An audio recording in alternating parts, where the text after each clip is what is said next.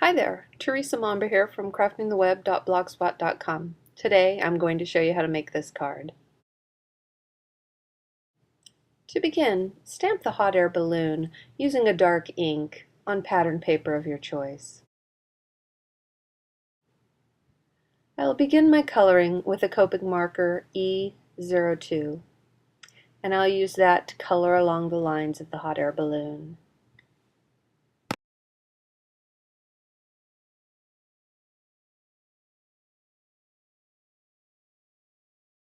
And then I'll just continue shading in along all of the lines until I've completed the entire hot air balloon.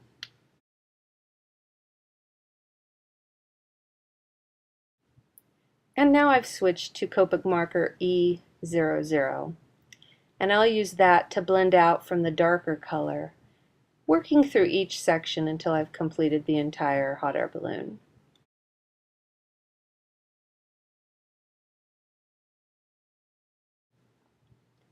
For the horizontal bands on this image, I'm using Copic marker YR65, and I'll just simply fill in both of the lines.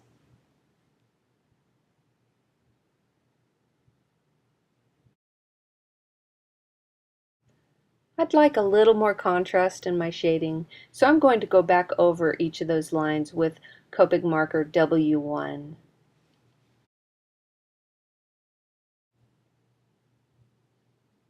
And use the same marker for the bottom band and the basket. After coloring, use craft scissors to cut out the image.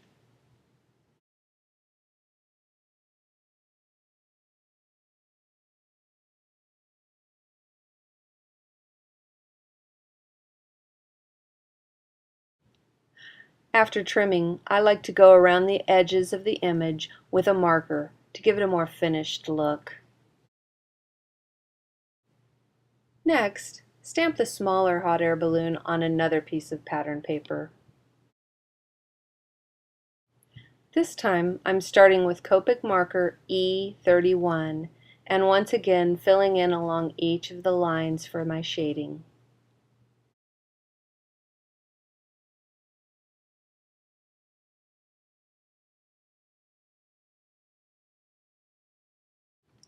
And to blend into the lighter areas, I'm using E51.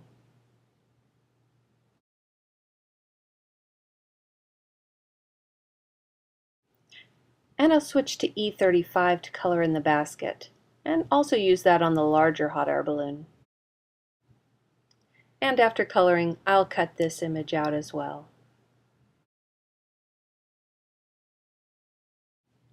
I'm using Spellbinder's Captivating Squares and Classic Square Small die template sets to cut tan and ivory cardstock. I start by placing them on the base plate, cutting side up, then adding my cardstock and then cutting plate.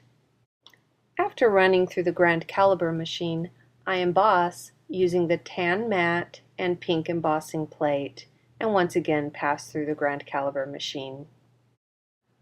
With the ivory cardstock still in the Classic Square Small die template, I'm starting my sponging using tan ink. I continue sponging along each edge until I've built up ink on all four sides. Then, switching to a darker brown, I'll sponge again. This time I'm mainly going to focus along the bottom and just up the sides a ways with the darker ink.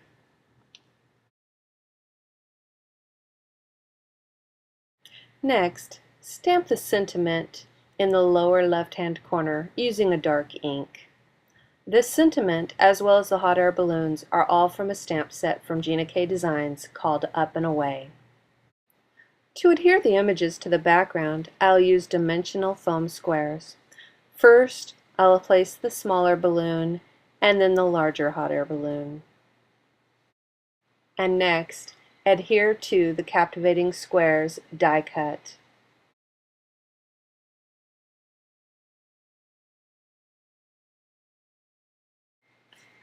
To make a raised, embossed frame on my card base, I use the Captivating Squares die template once again and place it on the inside of my card front.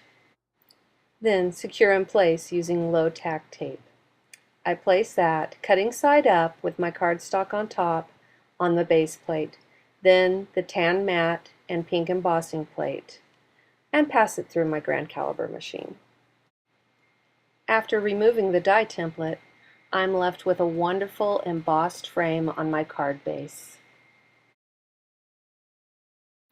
Apply adhesive to the back of the Captivating Squares layer and carefully center within the frame on the card base.